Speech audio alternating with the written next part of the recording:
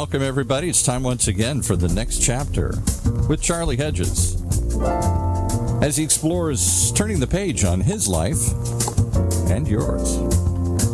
Hey, Charlie.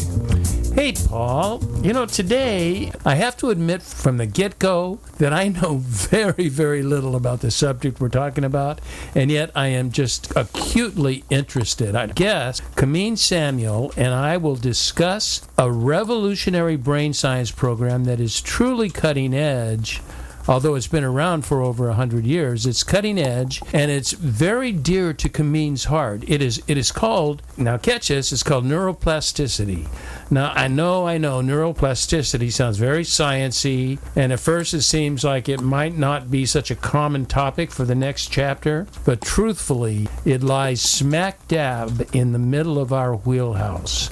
We will talk about extraordinary tips for rewiring your brain to better align yourself with your skills, values, behaviors, alternative ways to manage the way you think and behave.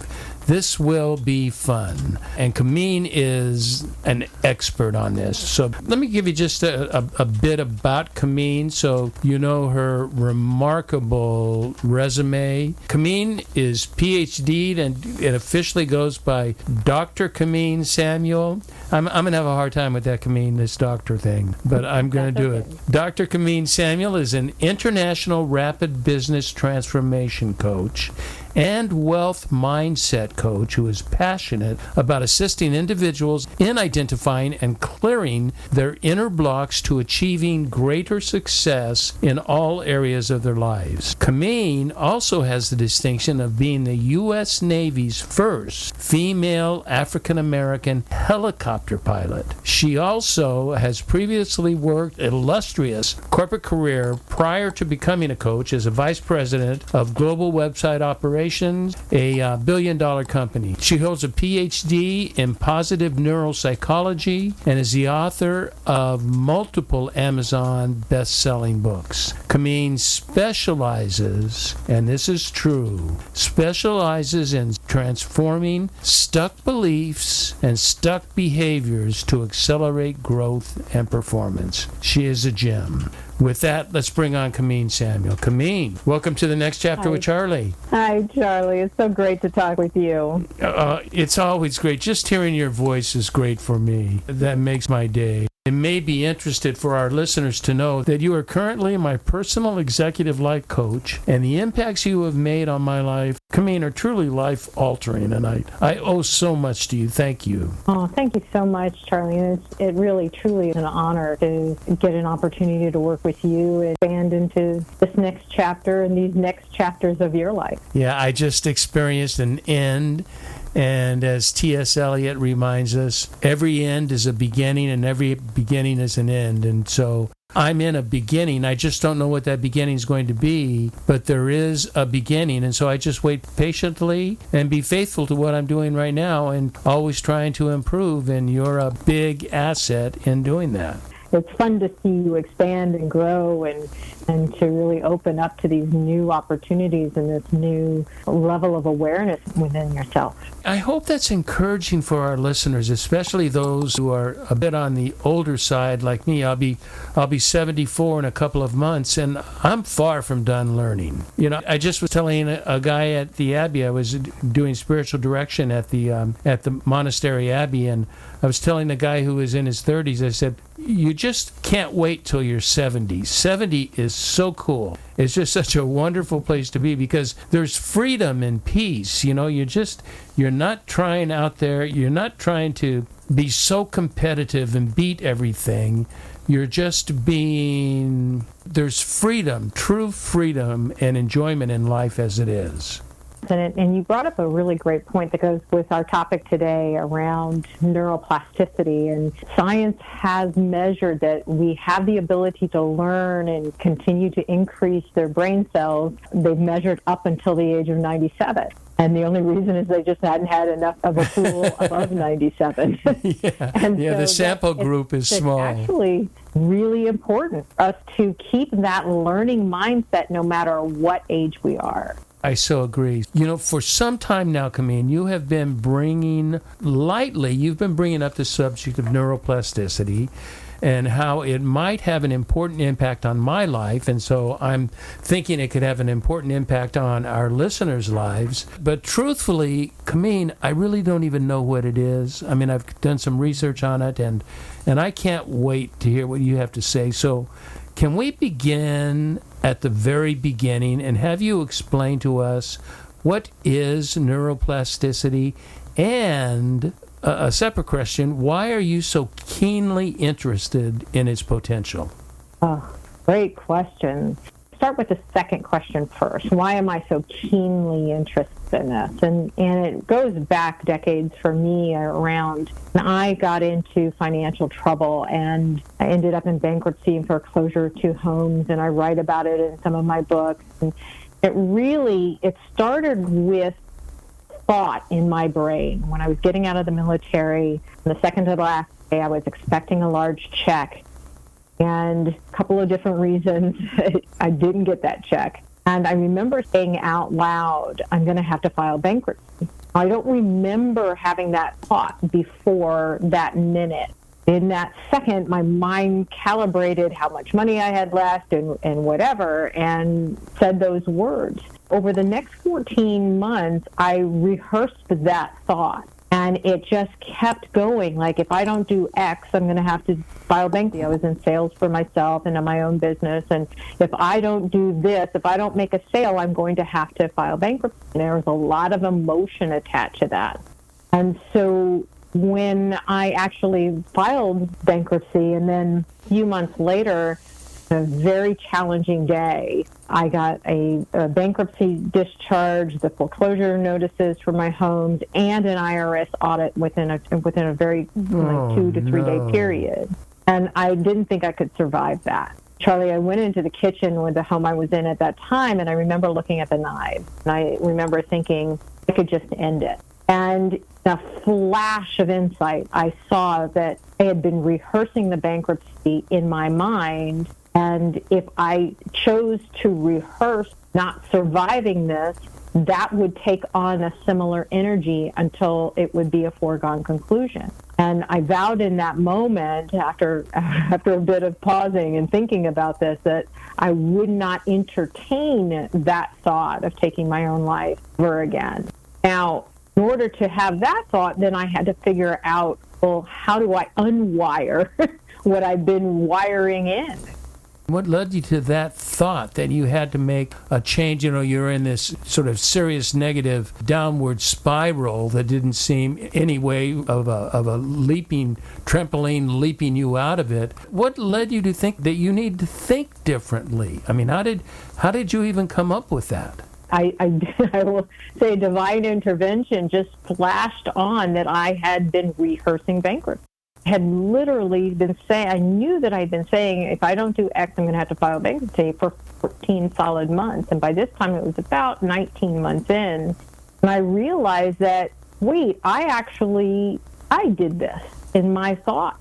That thought paralyzed me from taking the simplest of action. I could have gotten a job at an department store and saved everything. But my rehearsal of I'm going to have to file bankruptcy, and then the emotion of shame and embarrassment, being seen doing something other than this business that I thought was going to be the thing that I wanted to do, was I saw the path. It was inside of me that it was happening.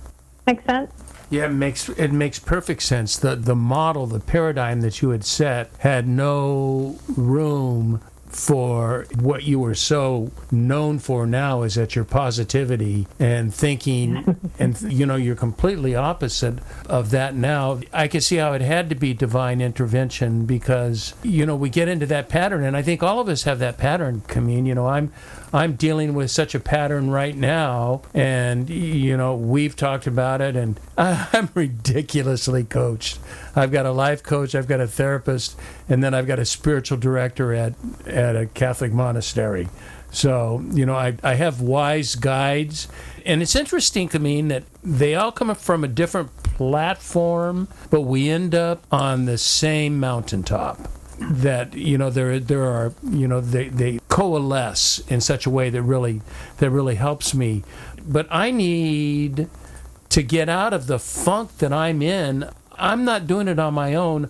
I need people like you to help me think differently, and neuroplasticity seems to be an option for rewiring and rethinking, is it not? Absolutely is. And I want to make one point when you kind of jokingly said, I'm ridiculously coached.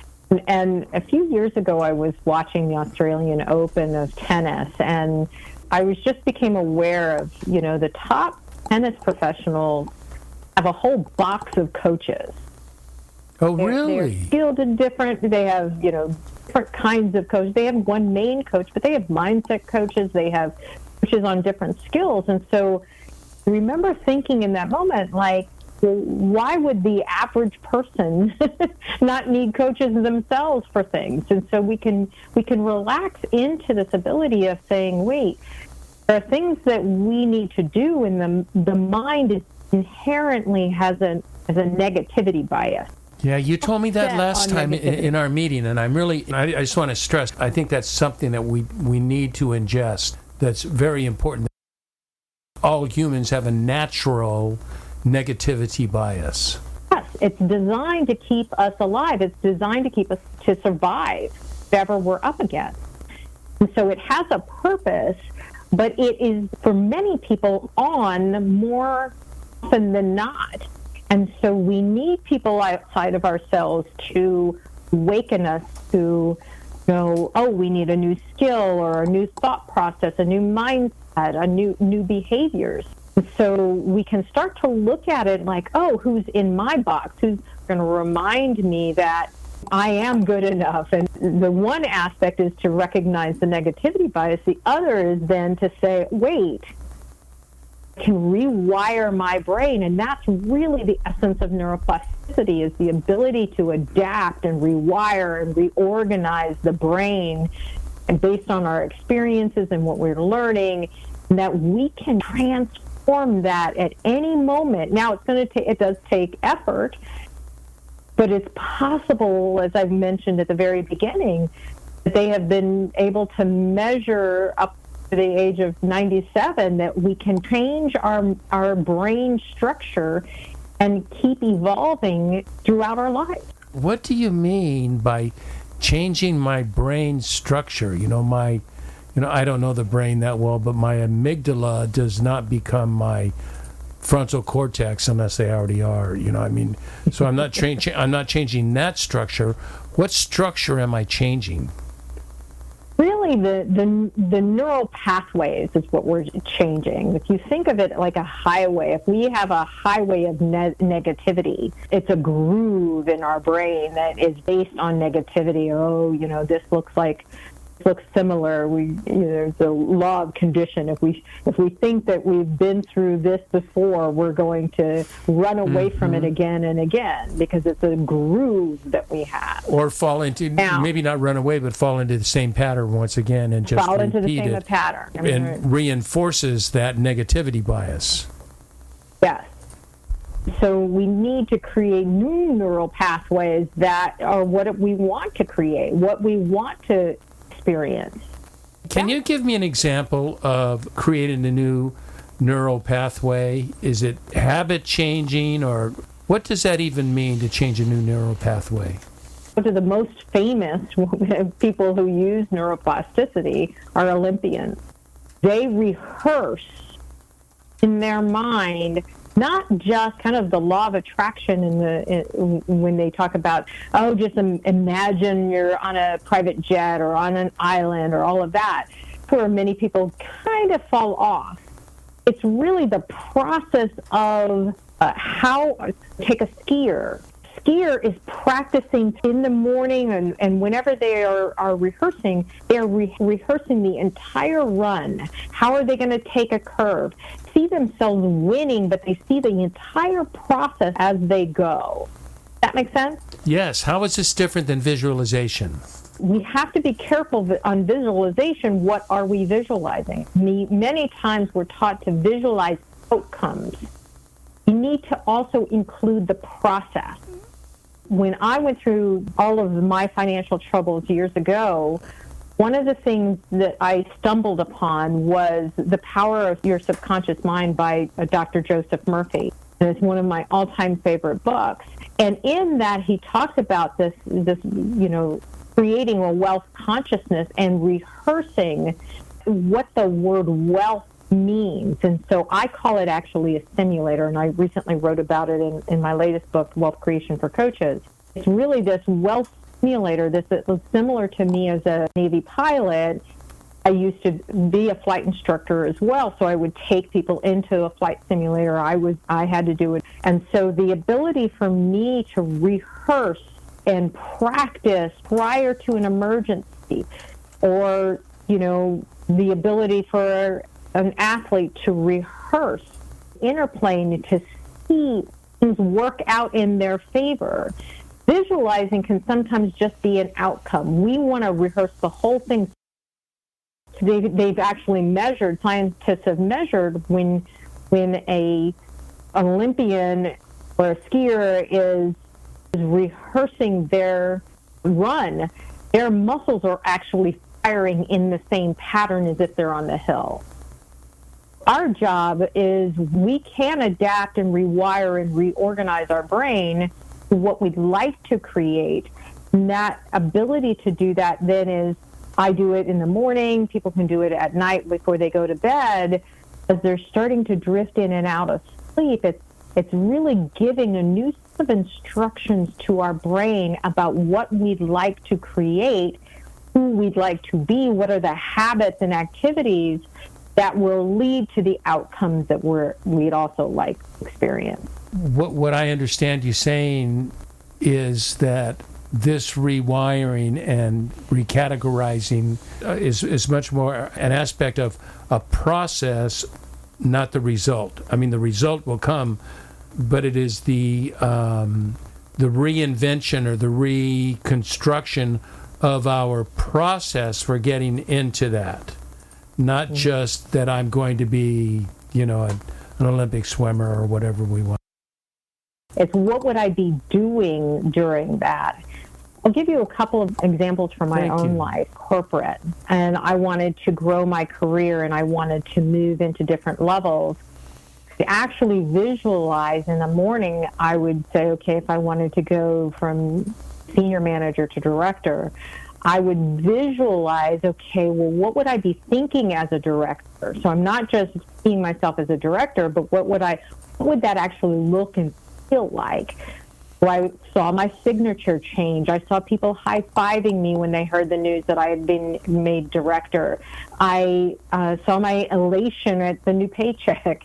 I would, even during the day, when I would be in meetings, actual meetings, I would also be thinking and listening from, like, if I were a director, what would I be thinking at this time?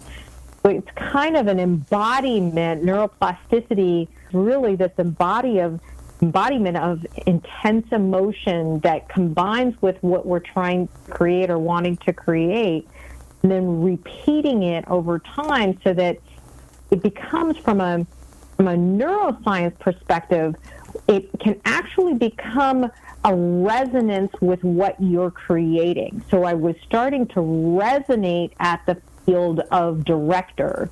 And so I'd be thinking from or answering questions or preparing documents from that place. Today I work with coaches a lot on growing their practices.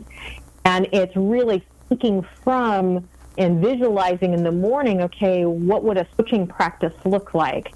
I visualize in the mornings, I would do this, is visualize clients saying yes, clients thanking me, getting an email that said, you've got money, or a client saying, oh my gosh, I would have paid twice as much, and what would I be doing? And in the space of that, I'm also listening for inspired actions. It might be sending a PowerPoint when I was in corporate that nobody was expecting, or sending a book or emailing someone. We're starting to resonate at the level of what we're trying to create, which then informs our actions throughout the day that allow what we're trying to manifest to materialize.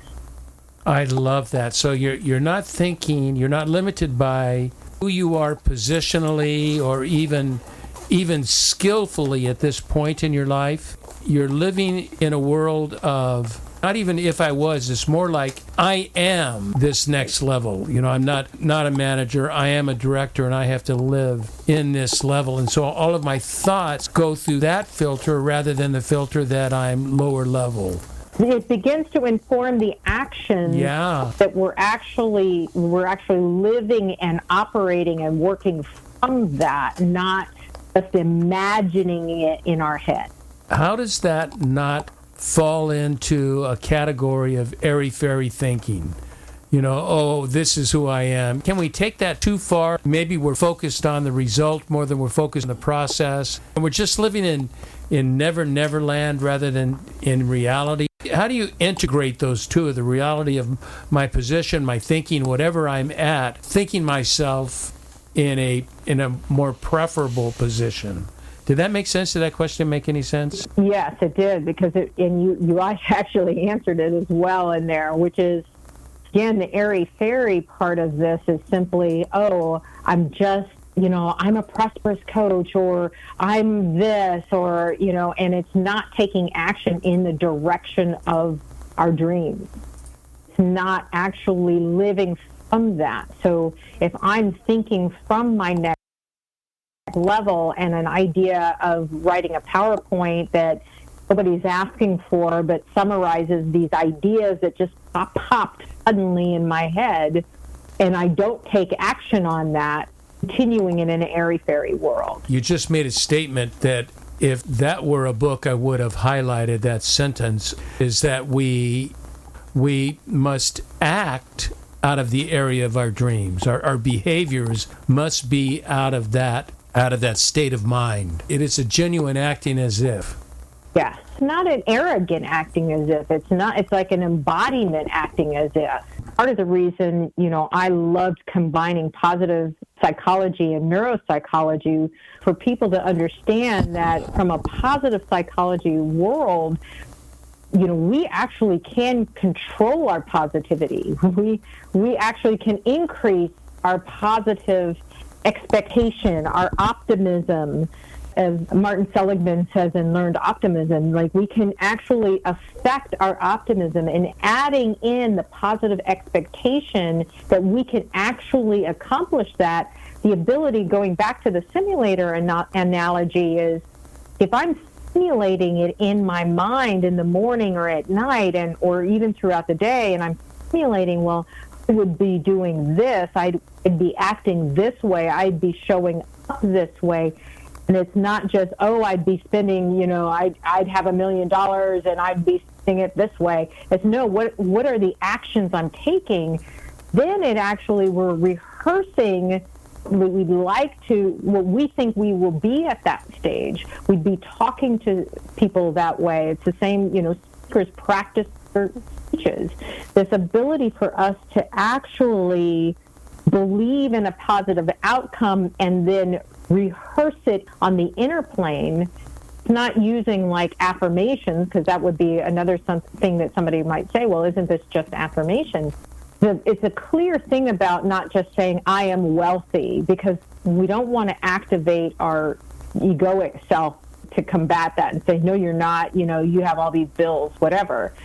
We can get into the feeling. The feeling really is the attracting piece, the resonance piece of this. Of saying, the ability to say, choose the quality of wealth. Well, what does wealth feel like? Well, I feel like all of my bills are paid. Not saying anything, that goes against anything. I can feel what wealth feels like. I can feel what abundance is. And people have different words, or joy, or luxury, or whatever. So the more we kind of also add in the emotion and the feeling, it gives us the opportunity to really amp up our ability to resonate at that level, resonate with it, what we are trying to create. I love it. You know what I want to do, Kamin, is I want to take a break, and when we come back, I feel like you've done an excellent job of sort of giving us a high-level view of neuroplasticity. I would like to help our listeners in practical practices that they can use that can take them to another level of thinking, get them out of that negative bias, get them out of that negative downward spiral. Think like you did when you overcame the fears and the constructs bankruptcy. And so I would like, after the break, to get real practical. Can we do that? Absolutely. Okay, let's take a break.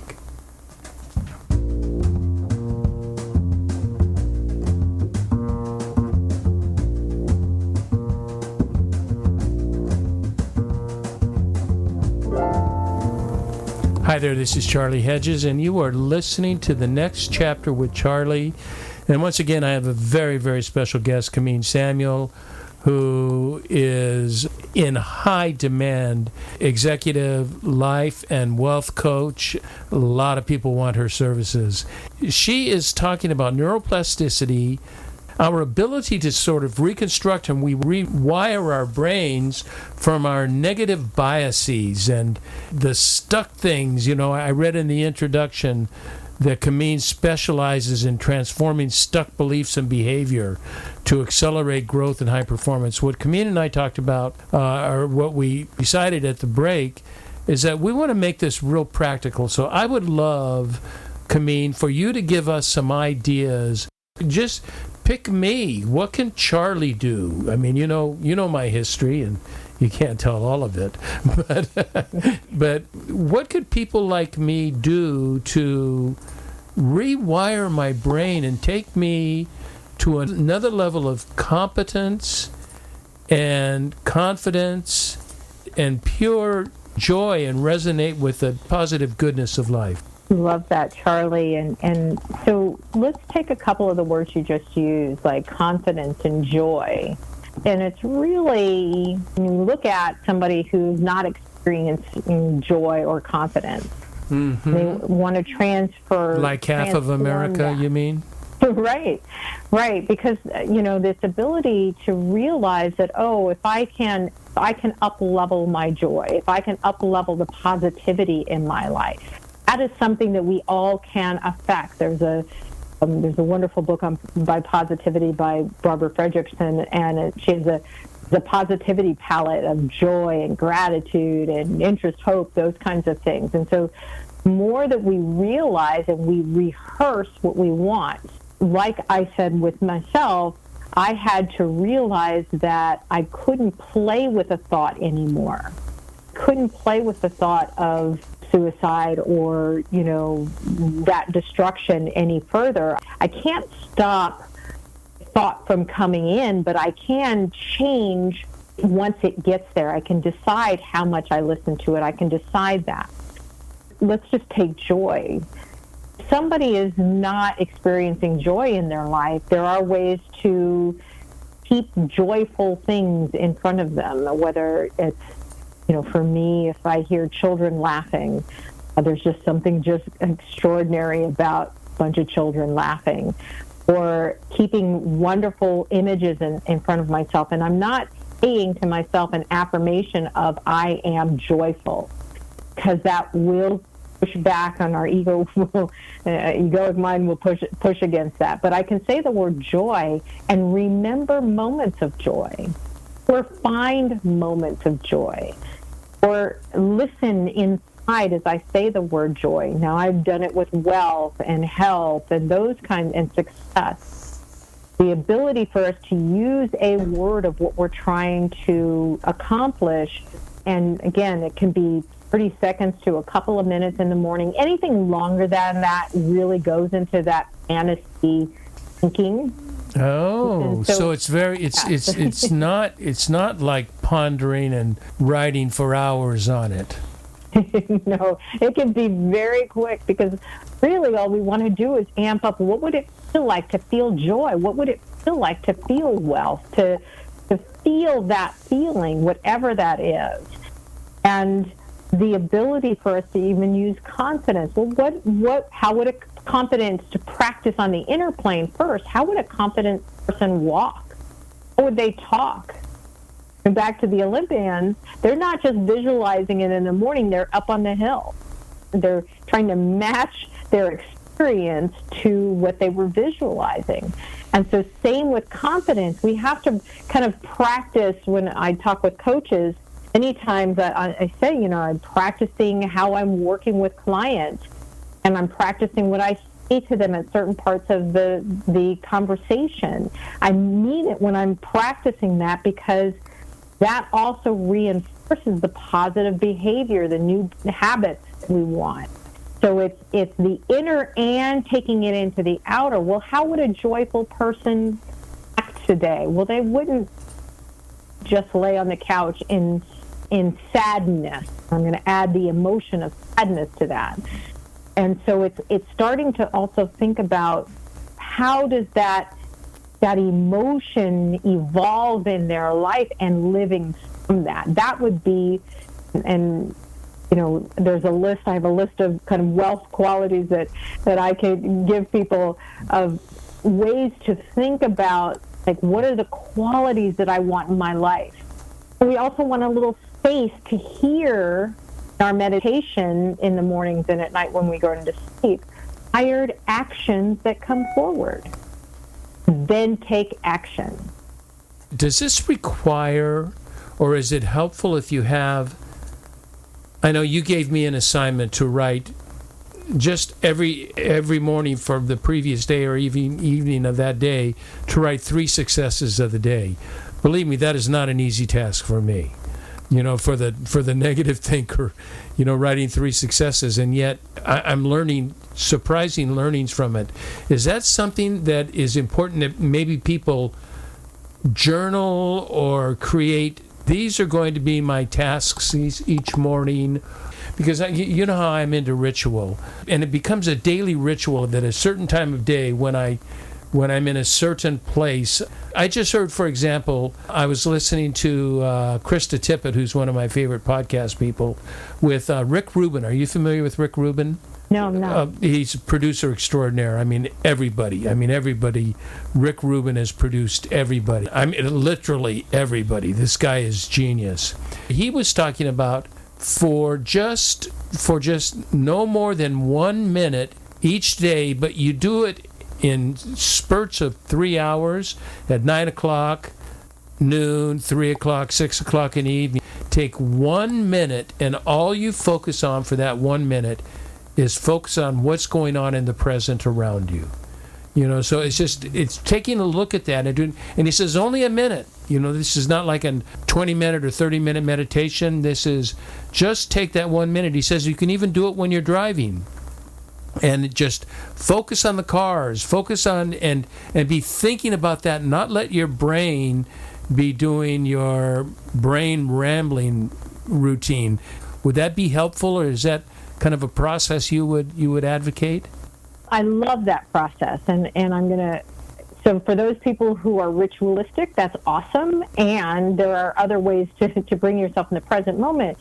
Because one of the things for the listeners to understand is we, in general, spend about 40% of our lives in the past. Our thought process, we're thinking about past action. 40% we're thinking about future things that may never happen. And then 12% we're thinking about things that really don't affect us in any meaningful way, like, what am I going to have for dinner? And then that leaves only 8% for really, truly present moment being. And so I'm surprised that we even get that much. Yes. That's on average. Yeah. So the ability to focus on the present moment, one of the ways that I taught myself to focus on the present moment is, I think I love the color purple. I do. I love it. And somebody asked me one time, why do you love the color purple? Like my water bottles, my earphone covers, everything is even my ring is purple. So why am I so passionate about it? And there's a line in the color purple that says, it must piss God off when we walk by the color purple and we don't even notice. And so, Oh, is it really? Is there a line? yes. That is such a great movie. Such a great movie. So for me, in my own life, I literally was spending, all of that time, 92% somewhere else, and not in the present moment. And so I chose to look for the color purple occurring naturally in the world. And so on my drives, I live in California, and so there are some, especially in the spring, there are more purple colors. That was one way. I love Rick Rubin's 1 minute exercise to bring us into the present moment, because truly we get to create our future in any given moment. So if we can bring ourselves into the present moment and then say, what would I like to create next? Then we can, without going into future catastrophizing, but really staying in that present moment and who would I need to be? That's what that wealth simulation, that's what neuroplasticity is. In this moment, what would I be thinking? How would I be? How would I be showing up in my world? I love it, but I'm still, for those of us that are oriented toward ritual and repeated habits, because not everybody can do that. Habits are difficult for people. I have a hard time understanding how you could adopt or how you could practice this rewiring neuroplasticity without something regular, without some definition, something that I know what I'm working toward. Great. So my ritual is every morning when I wake up, the first 30 seconds to 3 minutes, I am saying the word wealth to myself and visualizing whatever I am wanting to create, and listening from that place of what inspired actions are coming forward. And I write them down and I take them into my day. Take action, because that's one of the most important things. They really are inspired actions. You could do that. The ritual would be either and, doing it in the morning and or doing it before you're going to bed. Just literally saying whatever the word is. For me, it's wealth. Could be wealth success. For somebody who's working on health, could be health. And what would it feel like? I'm asking myself, what would it feel like to feel wealth in that moment? And what would I be doing? And so I'm really literally looking at what my next level, what I'm trying to create, what I would be doing, and invariably reach out to this person, email this person, and taking action. So that's number one. Said about the success ritual that I gave you, that comes from my own life and my own hypercritical life of really, I would be so harsh on myself at the end of the day in corporate, and I had to find a way to work myself out of that. And so at the time that I created that ritual, that process, it was the gratitude journals were all the rage. But I had to take it one step forward, further, because I was grateful for my life, but I was still abusing myself mentally. And so noticing my successes on a daily basis, those successes can be so small. It could be I was tired and I took a nap. It could be I didn't eat a cookie when I wanted to eat a cookie. It could be I followed up with someone. So one of the things that we know from science also is action doesn't follow abuse. It can, but it's not helpful. Positive action in our lives follows hope. How are we creating more hope in our life? People can put word hope, wealth, joy, confidence on 3x5 cards. My clients all know that I use 3x5 cards for everything. 3x5 cards are great. Journal at night. Not only what you're grateful for, because that absolutely can increase our positivity about our life. So what are we successful at today? What have we done? And so the ability to start putting in these things. I also, my watch will tell me at 11 a.m. every day This comes from my hypnotherapy work. As a clinical hypnotherapist, it says, I am enough. Because fundamentally, the root of suffering in humanity is people not feeling that they are enough. Yeah, less good than. enough. Yeah. And less than. So I remind myself, I've been doing it for years. It just pops up every day at 11 a.m. And it says, I am enough. And I stop and I look at it. Sometimes it goes by kind of unconsciously, but then I have to bring myself back to the present moment again and realize, oh, I am enough. You know, you remind me, I'm going to tell a story and then I have a final question. You helped me and the abbot helped me with a habit that I have failed to repeat religiously. But as I'm reading it and talking to you, I need to incorporate this much more strongly. As you know, a bit of background, in my theology, I'm very providentialist. I believe, God is in control and God is, these things are happening and we don't know why, we don't know what, but that is where meaning is for me, in being in concert with the divine. And there's a story in the Bible in Isaiah, I think it's the first chapter, and Isaiah goes in, has a vision in the temple, and he goes through all of these incidences with God and the seraphim and the angels. And God says, I need to send somebody out. Who can I send? And Isaiah's words are, here I am, Lord. And you encourage me, the abbot encouraged me. Those are my words.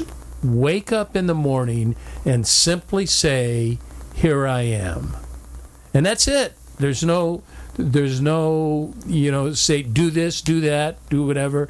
It's just an availability, a reminder that I am a servant and here I am ready to do whatever life's circumstances bring about that day. Is that the kind of thing you're talking about? I love that. I used to use that as well, and can use that at any given moment, especially when things are not looking positive in life. I will say to myself or say to God, how can I be of service today? Who can I be of service to?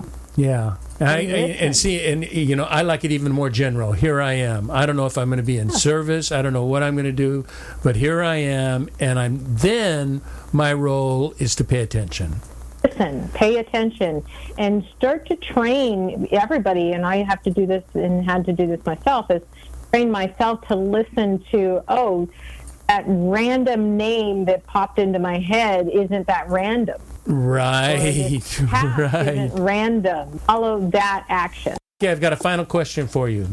You've used the word wealth a lot, and when we hear the word wealth, you know what we're thinking of in America. We're thinking the dollar. I know you are talking the dollar. The dollar is part of wealth, but I have a feeling that wealth represents many other attributes. How would you define wealth? Well, I would define wealth as wonderful relationships, great health, opportunities, and money, and thriving. And so one of my new passions and really my new mission from my military experience, I still am mission-oriented, is this ability, is how can I use these skills and abilities to help people who are experiencing, generational poverty because of decisions that were made decades ago or centuries ago. Sure. Because this ability to then, as we talked about, it's this neuroplasticity. If you don't know that you can change your circumstances, if you don't know that you don't have to be permanently, pervasively sad, if you don't know that we each have the ability to rewire our brain, then we don't take action in that direction.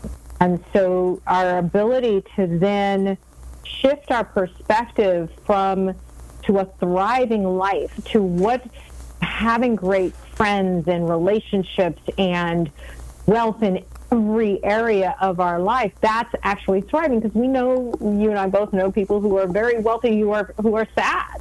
And the people who don't have money think, oh, well, if I just had money, all things would be actually not true. It is not. It is not true. It is not true.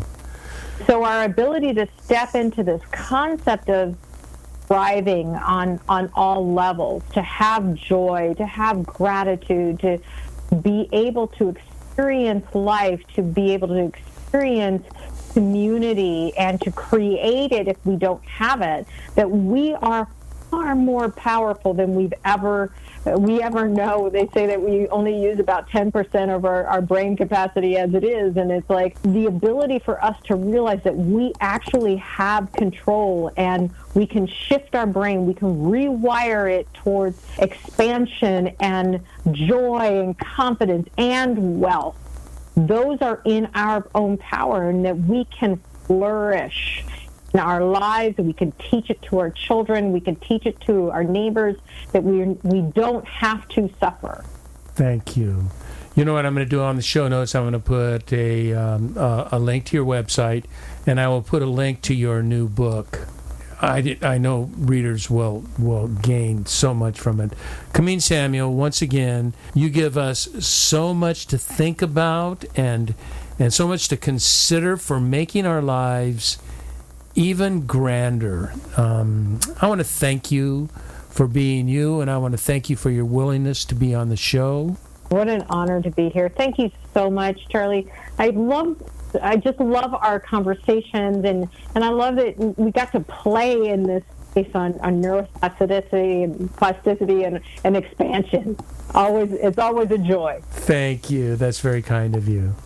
Okay, I also want to thank all our listeners for tuning into the next chapter with Charlie. And until next, this is Charlie Hedges signing off. Bye for now.